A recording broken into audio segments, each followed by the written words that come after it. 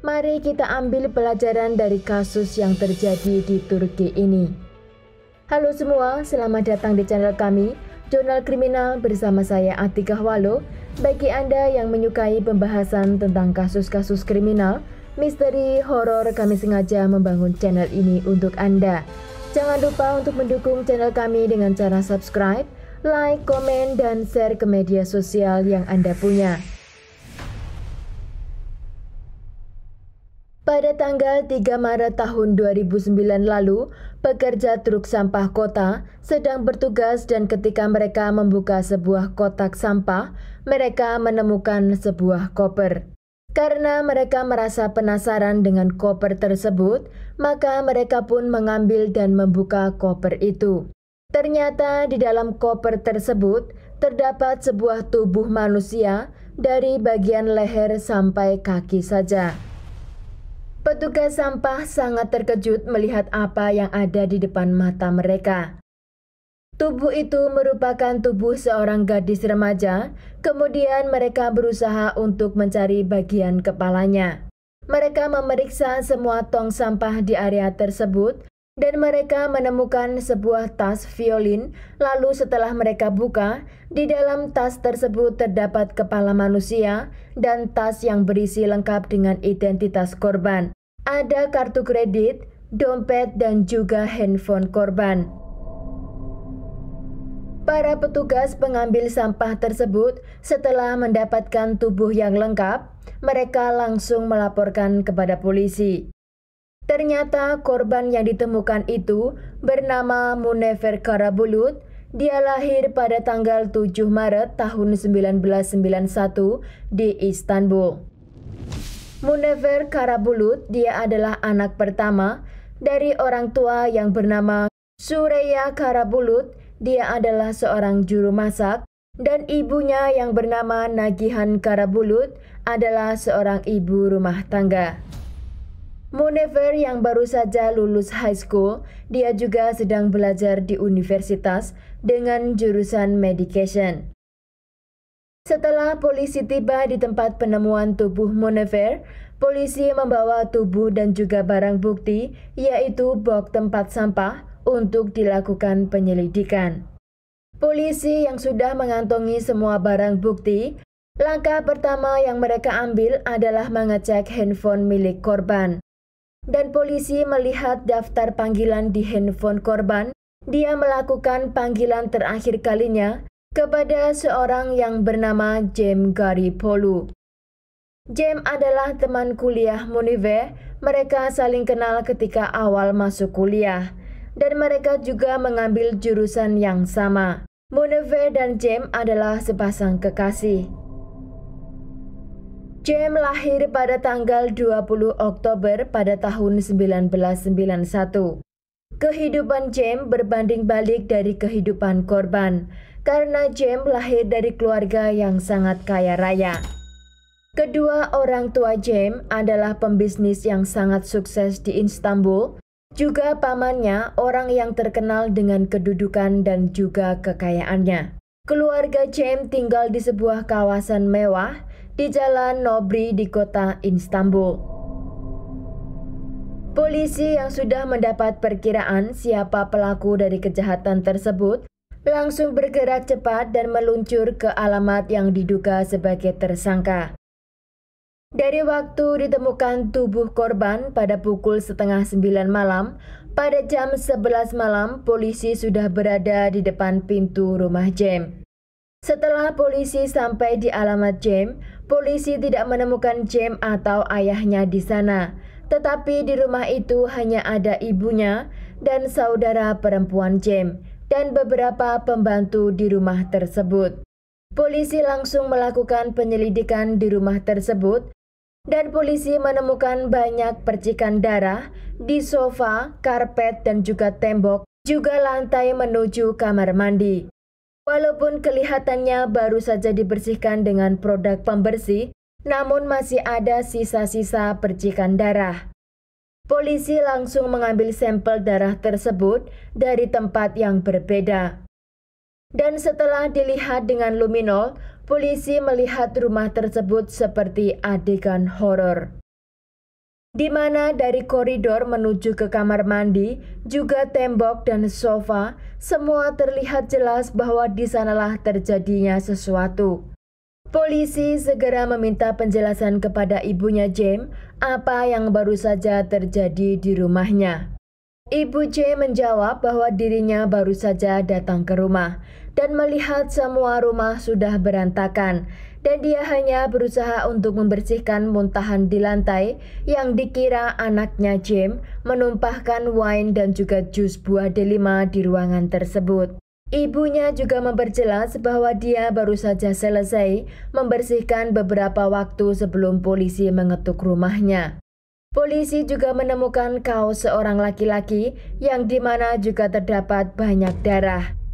Dan polisi juga menemukan gergaji dalam keadaan dibungkus dengan koran. Polisi mengamankan rumah tersebut untuk mengumpulkan semua bukti-bukti dalam investigasi. Juga polisi mengambil semua rekaman CCTV dari area komplek rumah mewah tersebut. Tetapi kamera CCTV hanya berada di pintu depan gerbang rumah tersebut. Dan setelah polisi meneliti pergerakan orang-orang yang keluar masuk rumah tersebut, polisi tidak menemukan pergerakan Muneve dan juga James di hari itu. Polisi lalu mengira bahwa Muneve masuk ke rumah tersebut melalui pintu belakang taman. Polisi mengamankan ibu dan anak perempuannya. Beberapa hari kemudian, tes darah dari laboratorium keluar dan menyatakan bahwa darah tersebut adalah milik Muneve. Polisi kemudian menjemput ayah James untuk ditahan dan memanggil 17 orang lainnya, termasuk security komplek tersebut dan pembantu di rumah James, juga orang-orang yang keluar masuk rumah tersebut pada hari kejadian. Karena orang-orang yang dipanggil ini tidak memberikan informasi yang cukup dan polisi juga tidak mendapat bukti yang kuat atas kemungkinan keterlibatan mereka, maka 17 orang ini dibebaskan, juga ibu, ayah, dan saudara perempuan James. Polisi memeriksa kamera di dekat pembuangan sampah di mana ditemukan tubuh Muneve. Dari kamera tersebut, polisi melihat pergerakan 2 orang keluar dari taksi dan melemparkan koper tersebut ke dalam tong sampah. Polisi menduga kedua orang itu adalah James dan ayahnya. Namun James tidak dapat ditemukan keberadaannya. Juga orang-orang yang telah dimintai keterangan, mereka semua mengakui bahwa tidak tahu di mana keberadaan James. Keluarga James juga tidak mau buka mulut apa yang terjadi dengan Muneve dan James hari itu. Polisi sambil mencari keberadaan James, mereka juga mencari dari mana gergaji itu dibeli. Polisi berhasil menemukan James di sebuah toko melalui kamera dari toko tersebut pada pukul 12.47 siang. Di hari yang sama, ditemukan tubuh Muneve di tong sampah malam harinya. Masih dari CCTV kamera, polisi berhasil mengikuti pergerakan James hari itu. Setelah James membeli gergaji, lalu James dengan taksi menjemput Muneve dan membawanya pulang ke rumah. Dan polisi menduga mereka masuk melalui pintu belakang rumah James. Maka polisi menyatakan James adalah tersangka utama dalam kasus Muneve. Dan yang lebih memperberat, semua telah direncanakan oleh James.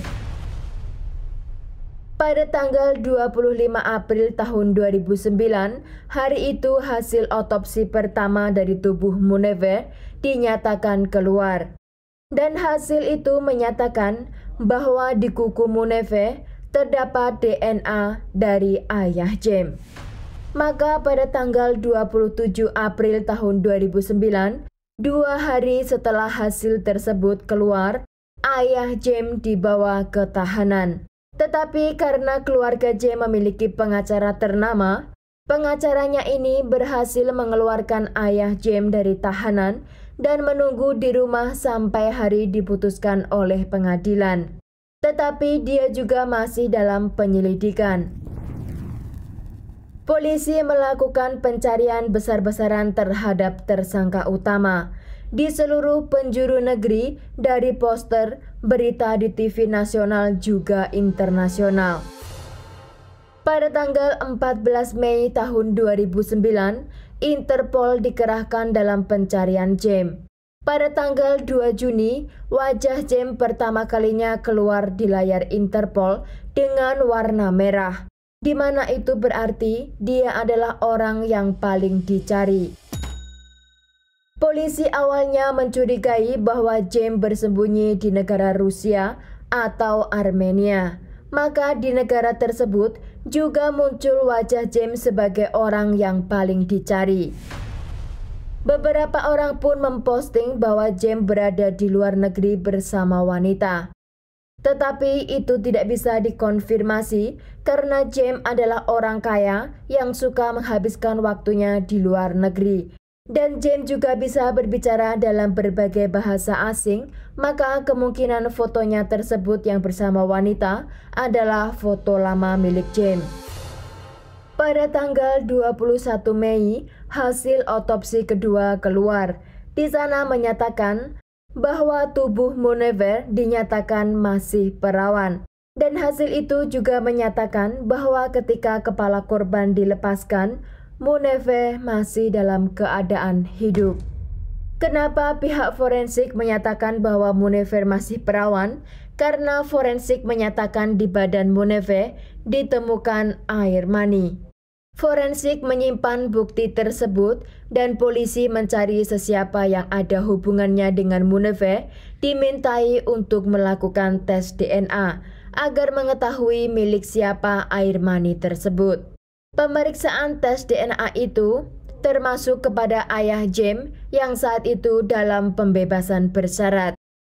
Beberapa hari kemudian, hasil DNA dari orang-orang yang diduga terlibat dalam kasus Munever dinyatakan negatif semua.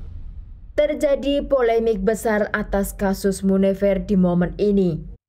Keluarga korban mengira bahwa anaknya menjadi korban ritual, di mana ritual tersebut biasanya dilakukan di zaman dulu, namun masih dipercayai oleh masyarakat di sekitar Turki, yaitu ritual dengan mengorbankan seorang perawan untuk membuktikan kejantanan seorang laki-laki. Maka pengacara korban mengira bahwa James melakukan ritual tersebut dengan tubuh Munever. Karena terbukti dari semua orang-orang yang telah dilakukan tes air mani, dari mereka semua itu hasilnya negatif. Dan hanya James yang tidak dapat dites DNA, maka dugaan keluarga korban pun semakin kuat. Karena polisi pun dibuat bingung dengan penemuan air mani di tubuh korban dan pasal dari hasil otopsi, maka pihak forensik memanggil institut profesional untuk meneliti ulang air mani tersebut.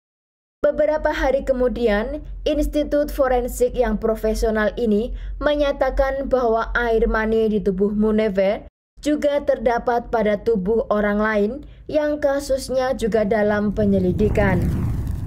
Dan pihak rumah sakit tersebut menyatakan bahwa para forensik di ruang otopsi melakukan sebuah kesalahan karena mereka tidak mengganti sarung tangan sebelum melakukan otopsi kepada tubuh Munever. Maka tubuh Munever terkontaminasi dengan air mani dari tubuh seseorang yang diotopsi sebelumnya.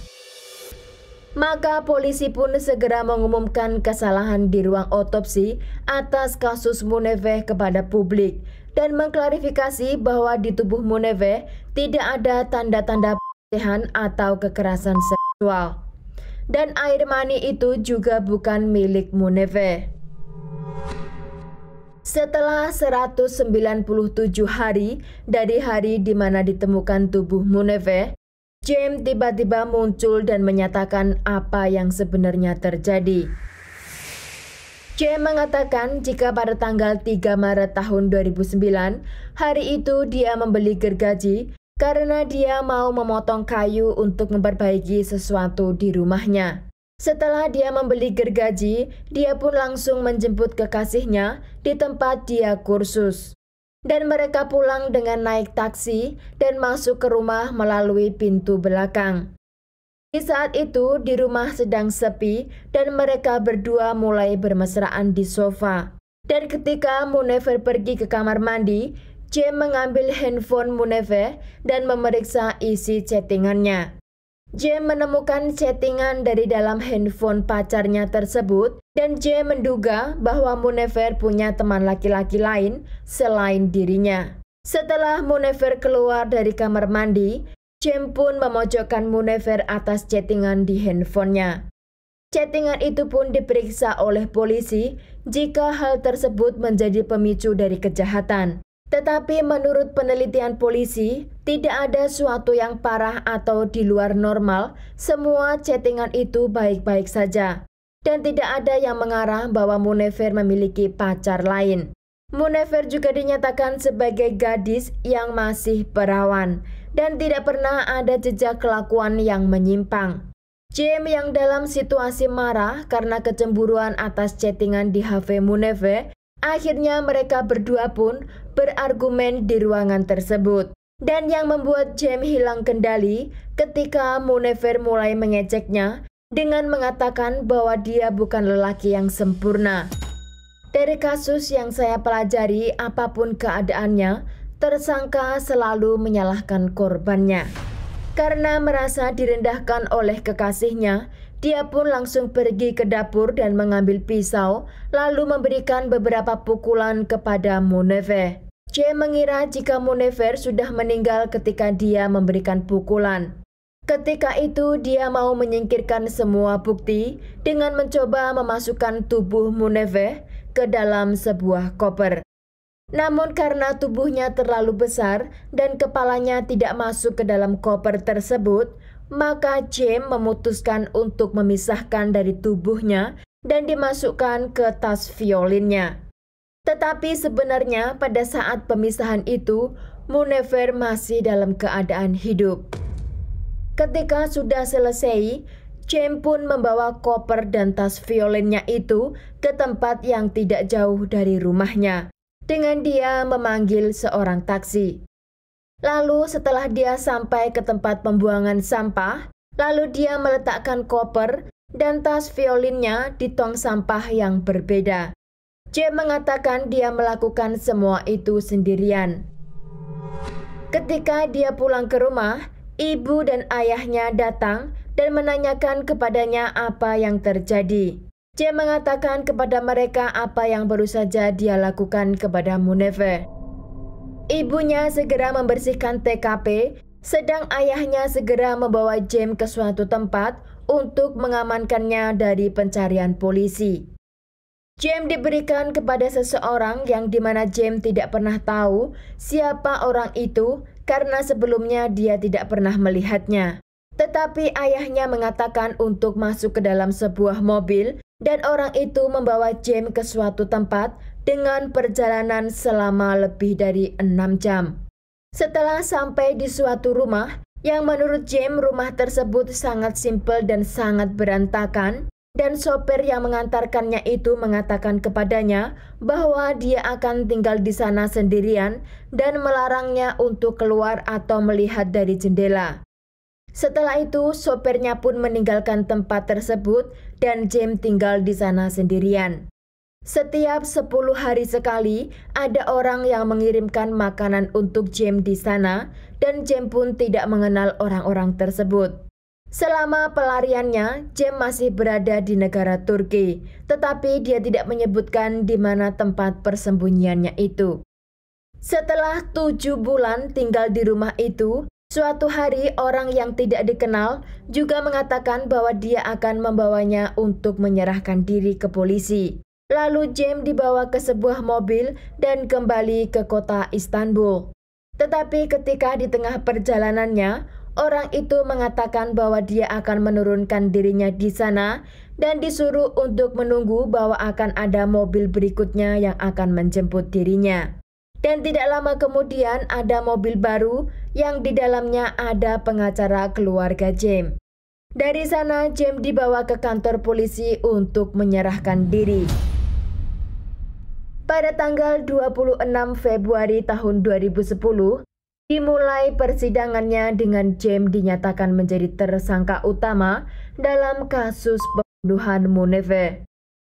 Polisi walaupun menemukan DNA ayah James di tangan Muneve, tetapi polisi tidak mendapat bukti yang kuat untuk membawanya di kursi terdakwa. Sedang paman James yang kaya raya itu terlibat dalam pelarian James, di mana polisi berhasil membuktikan bahwa orang-orang yang James maksud selama pelariannya itu, yang James sendiri tidak mengenal mereka semua ini adalah suruhan dari paman James. Pada tanggal 18 November tahun 2011, pengadilan menyatakan bahwa James telah bersalah atas kejadian di tanggal 3 Maret tahun 2009. Atas kasus tersebut, James mendapat hukuman selama 24 tahun penjara. Jika Anda bertanya kenapa James tidak mendapat hukuman maksimal seperti yang telah dicantumkan di negara Turki, karena James saat melakukan itu dia masih berusia 17 tahun. Dan oleh karena itu dia tidak mendapat hukuman seperti orang dewasa. Hukuman 24 tahun penjara bagi James itu adalah hukuman maksimal bagi anak remaja yang melakukan kasus-kasus berat. Ibunya James dijatuhi hukuman selama 3 tahun penjara karena dia telah menghilangkan bukti di rumahnya. Paman James dijatuhi hukuman selama 3 tahun penjara karena dia membantu tersangka untuk melarikan diri. Sedang ayah James 100% dibebaskan dalam kasus tersebut. Dalam gugatan lain untuk kelalaian dalam pekerjaan lembaga kedokteran dan forensik, ada 2 dokter dan 1 teknisi otopsi juga diadili. Teknisi otopsi dijatuhi hukuman selama 5 bulan penjara karena kelalaian dalam tugasnya, sementara 2 dokter dibebaskan. Setelah kasus utama selesai, kini muncul gugatan baru dari keluarga Muneve Karabulut terhadap keluarga James Garipulu atas kerugian uang dan non-uang berakhir pada tanggal 8 Oktober tahun 2013. Di akhir kasus tersebut, diputuskan bahwa keluarga James Garipulu diharuskan membayar kepada keluarga Muneve Karabulut sebesar 37.500 liras untuk ganti rugi berupa uang dan 1.250.000 liras untuk ganti rugi non-uang. Ayah Muneve juga menulis sebuah buku tentang kehidupan anak perempuannya. Ketika James menjalani hukumannya di dalam penjara dan mendapat interview dengan salah satu stasiun TV dari dalam penjara tersebut, menurut James setelah dia melakukan semuanya di masa lalu tersebut, dia sangat menyesalinya. Dan James memiliki rencana setelah dia keluar nanti, dia akan meninggalkan negara Turki dan memilih untuk hidup di negara Cina. Karena James memang dari kecil sudah hidup di beberapa negara.